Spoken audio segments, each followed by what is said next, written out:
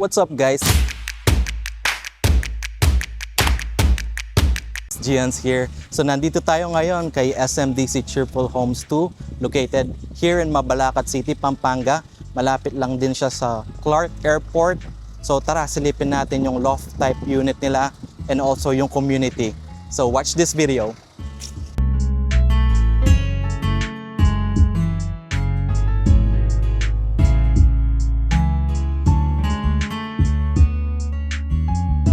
Alright, so guys, nandito tayo ngayon sa isa sa mga model unit nila which is loft type unit na 2-story.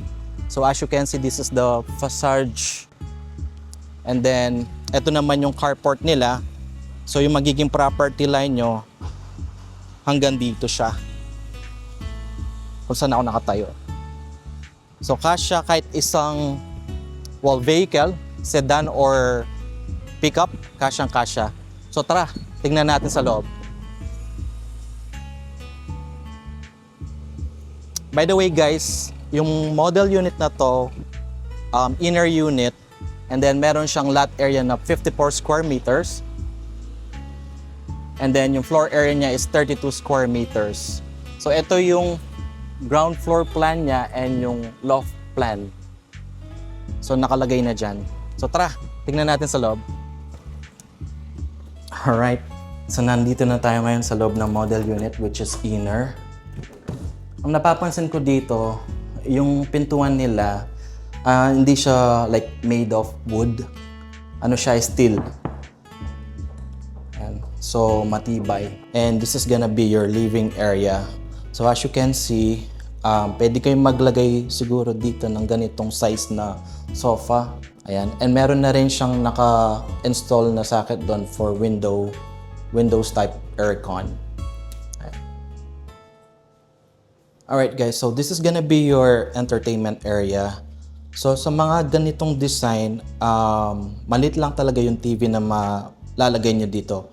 But something that you can put here na i-install mo yung malaking TV for your entertainment. So yung mga iba kasi, dinidesign nila, nilalagay nila dito yung parang wall nila. And so tatakpin nila ito. So tignan naman natin yung dining area nila. So as you can see, 4-seaters, kasyang-kasya yung mga ganitong size na table. Ayan. By the way guys, pwede nyo pala itong gawing like business, like Airbnb or rentals. So pwede. So check natin yung kitchen. Ayan. So hindi including itong mga appliances at saka itong mga cabinet pagka turnover. Mamaya papakita ko sa inyo yung actual turnover. So this model unit, purpose lang niya para magkaroon kayo ng idea kung paano nyo siya i-design pagka turnover na sa inyo yung actual turnover unit. Ayan. So this is gonna be your kitchen area.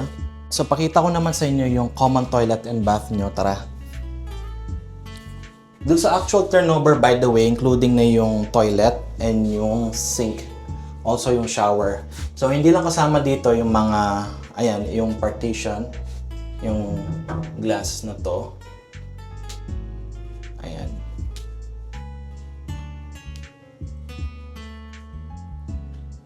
And pakita ko naman sa inyo yung setback ng unit kung saan kayo pwede mag-laundry. Ayan. Tara, silipin natin. So, meron na siyang naka-installed na socket dito for your washing machine. Ayan. And meron na rin siya dito, faucet. Ayan.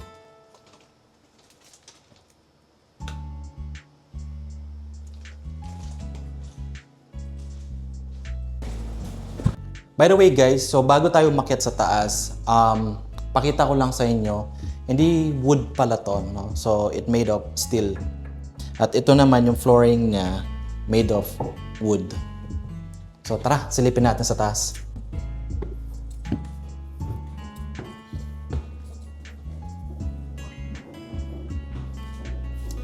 Alright, so nandito na tayo sa taas and ito yung magiging bedroom nyo.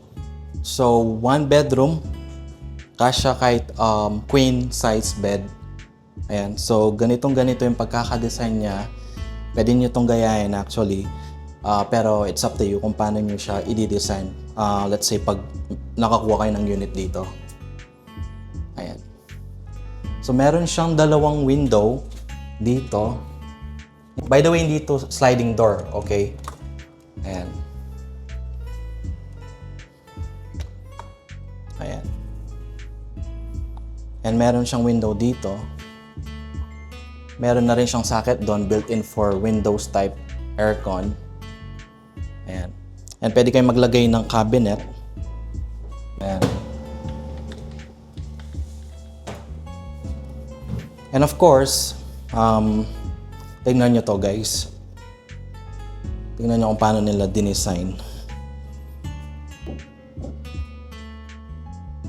Ang maganda dito, pag nakakuha ka ng unit, pwede mo siyang ipa-expand, pwede mo siyang isagad hanggang doon sa window, dito sa wall na to, para mas malaki yung space mo for your bedroom. Alright guys, so nandito tayo ngayon sa end corner unit nila. So as you can see, naka-modified na to, pina-expand na sa taas, but yung actual turnover niya is talagang ganun siya. Ayan. So tignan natin, tara. Itong corner unit na to, meron siyang space dito sa side. So ikutin natin, tara. So pwede kayong maglagay ng mga halaman dito, gardening. Kung mahilig kayo sa mga halaman, ayan. So malaki yung space niya dito sa side ng unit. So tara, silipin natin sa loob. By the way guys, yung lot area ng end unit nila, meron silang 90 square meters and yung expanded floor area nila is 67.50 square meters. So ito yung floor plan niya. Tara, pasukin natin sa loob. Alright, so nandito na tayo ngayon sa loob ng model unit ng end corner unit nila. So this is gonna be your living area. So medyo malawang to compared dun sa inner unit. So pwede kayong maglagay dito na medyo mas malaki na couch. Ayan. And built-in na rin for Windows type aircon. Ayan. So this is gonna be your living area. And ito naman yung magiging entertainment area nyo. Ayan. So, pwede nyo siyang gayahin na ganito yung pagkaka-design ng model unit, kung paano nila i-install yung TV.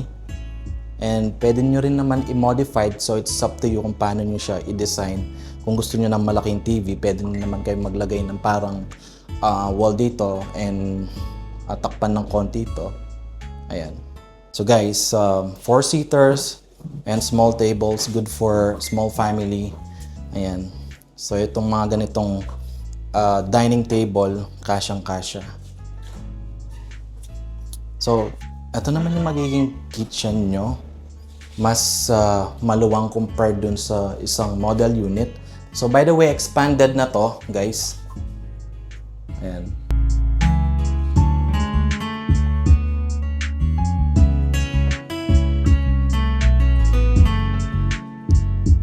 Ayan yung common toilet and bath.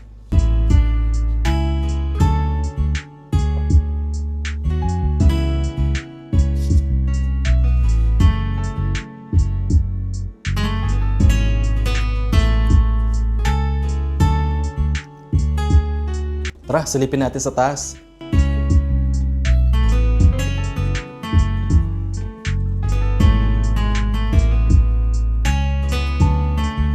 Alright guys, so nasa taas na tayo ng model unit. So as you can see, meron siyang 3 bedrooms and 1 common toilet and bath. So papakita ko sa inyo yung master bedroom. So tara.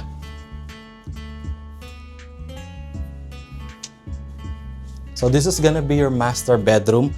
Ito yung na-modified na pina-extend yung unit, kaya ang luwang.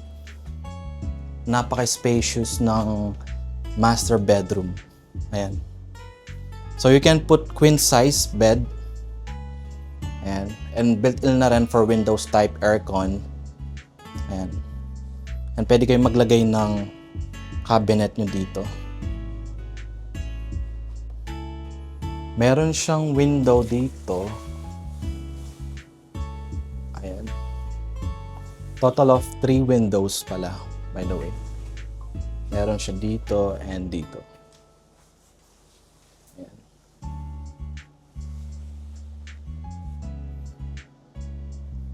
So, tara, tignan natin yung isang kwarto. So again guys, hindi ganito yung actual turnover. So pina-expand nila to, kaya ganito yung pagkakadesign ng unit nila. Itong model unit na to, what I mean. So tara, tignan natin yung second bedroom.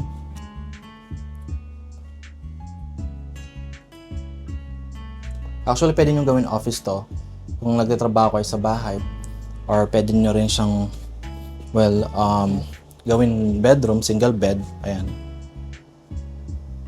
Built-in na rin for Windows type aircon. Tignan natin yung third bedroom. Ayan. Pwede nyo gayahin to. Ganitong design. Ayan.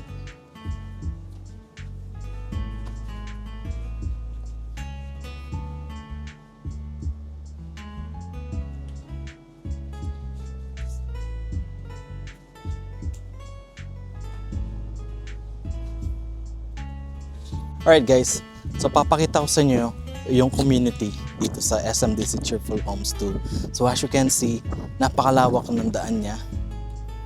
And tignan nyo to. Kasyang-kasya kahit 2 tao dito yung walkable path niya. Tara, silipin natin yung mga bahay dito.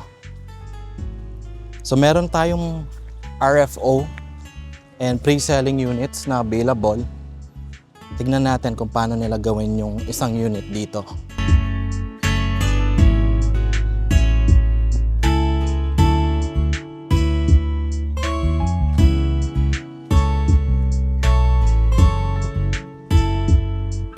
Alright guys, so as you can see, ito yung isa sa mga pinapagawa ng isang client dito na end corner unit. Ayan, so pwede nyo siyang lagyan ng ganitong fence. And ito yung parang magiging carport niya. Ayan. So, currently ginagawa siya.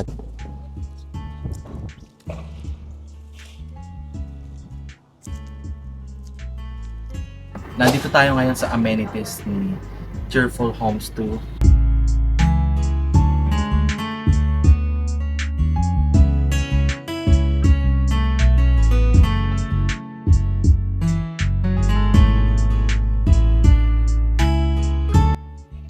Papakita ko sa inyo yung clubhouse.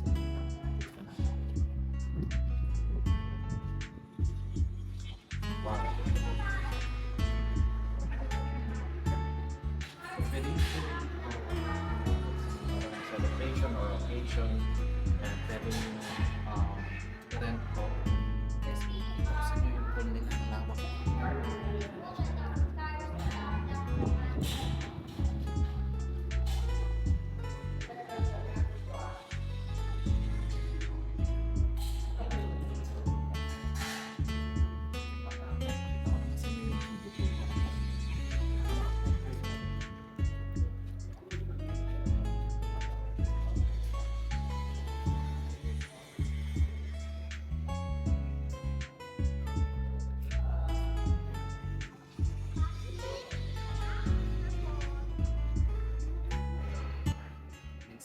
Hindi lang talaga home yung inuuwian mo dito kundi yung community, yung magandang amenities, so you can enjoy with your families, and pwede rin nyo rin invite relatives nyo or mga friends nyo to enjoy this amazing amenities dito kay SMDC Cheerful Homes.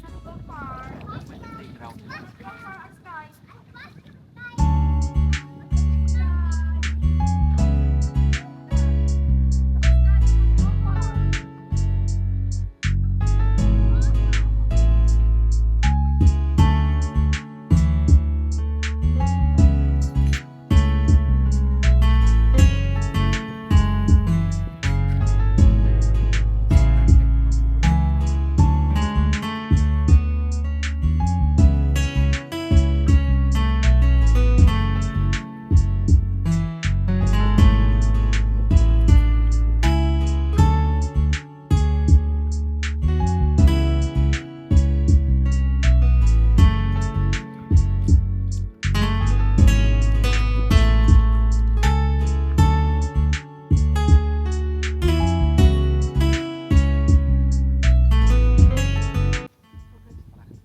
silipin naman natin yung basketball court.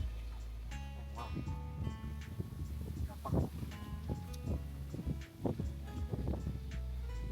Over.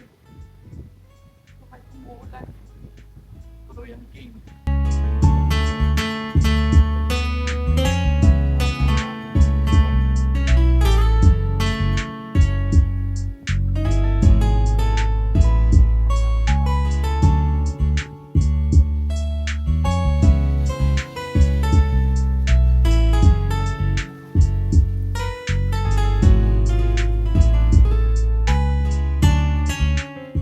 Alright guys, so I hope na-enjoy nyo yung video na to. If you are interested, just message me to yung phone number ko. You can message me to WhatsApp, Viber for more details. And meron din kami mga RF Pro ready for occupancy na available dito kay SMDC Triple Homes 2 in Mabalacat, Pampanga near in Clark Airport. So kung naghahanap lang kayo ng units na malapit dito sa Clark Airport, baka ito na yun. So see you guys and I hope you enjoy. Thank you for watching.